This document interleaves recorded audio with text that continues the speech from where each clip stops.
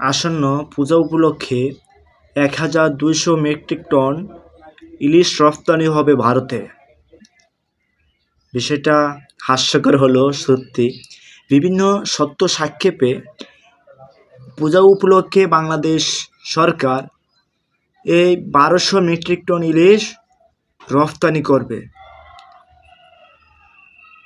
এখন অনেকে বলবেন, আমরা বাঙালি ইলিশ মাছ খাইতে পারি না, ভারতে কেন দিব?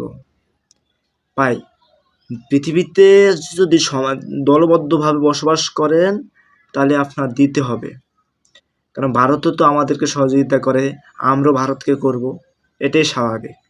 এখন অনেকে বলতেছেন শেখ হাসিনার আমলে যখন দিয়েছেন তখন প্রতিবাদ করছি, এখন করি না কেন, এই কথা আপনারা বলতে পারেন, এটাই স্বাভাবিক। ভাই, প্রতিবাদের কিছু নেই। আপনি সমাজে বসবাস করতে হলে, দেশে বসবাস করতে হলে আপনি পার্শ্ববর্তী রাষ্ট্রের সহযোগিতা ছাড়া চলতে পারবেন না। যাই হোক, এখন আপনাদের প্রশ্ন যাইতে পারে আমরা কত টাকা কেজি খাই, ভারতকে কত টাকা কেজি দিয়েছে, এমন প্রশ্ন আপনাদের থাকতে পারে। আপনারা কত টাকা কেজি দরে দিলে ভারতকে ভালো হয় আপনারা কমেন্ট বক্সে জানাবেন। আর আপনারা যারা আমার এই চ্যানেলটি সাবস্ক্রাইব করেনি, আপনারা সবাই সাবস্ক্রাইব করবেন। ধন্যবাদ সবাইকে।